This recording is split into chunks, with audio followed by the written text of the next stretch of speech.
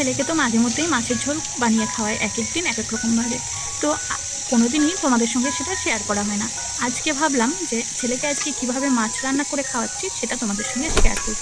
তাই দেখো, আগেই মাছটা আর মাছের একটুখানি ডিম আমি ভাজা বসিয়েছিলাম। বসানোর পরে ডিমটা ভাজা হয়ে গেছে তাই তুলে নিয়েছি।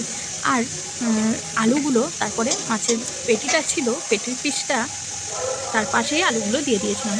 তারপরে আলুগুলো ভাজা হয়ে গেছে।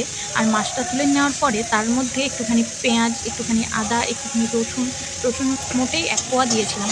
তো সব কিছু দিয়ে সেটাকে একটুখানি নাড়াচাড়া করে তারপরে ওর মধ্যে একটুখানি টমেটো দিয়েছিলাম। তারপরে জল দিয়ে দিয়ে আলুগুলো সিদ্ধ করে নিয়েছিলাম। সিদ্ধে যাওয়ার পরে মাছটা একটু আগেই দিয়েছিলাম, মাছটাও ভালোভাবে সেদ্ধ হয় সেই জন্য। তো আজকে ছেলেকে এইভাবেই মাছটা রান্না করে দিলাম।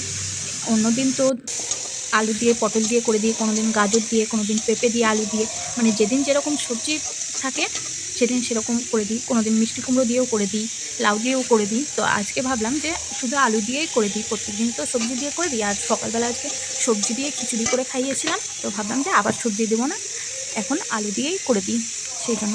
তো এদিকে মোটামুটি হয়ে গেছে মশলাটা কষানো। এরপরে জল দিয়ে দিলাম। এবার আলুটা সিদ্ধ হয়ে আসবে কিছুটা, তখন মাছটা দিয়ে দেবো। তারপরে আবার ঢেকে রাখবো। রাখার পরে যখন আলুটা মোটামুটি সিদ্ধ হয়ে আসবে তখন মাছটা দিয়ে দেবো। তো তোমরা তোমাদের ছেলে মেয়েদের কীভাবে খাওয়াও রান্না করে সেটা অবশ্যই আমার সঙ্গে শেয়ার করো, তাহলে আমারও ভালো লাগবে আর আমিও নতুন কিছু তোমাদের থেকে শিখতে পারবো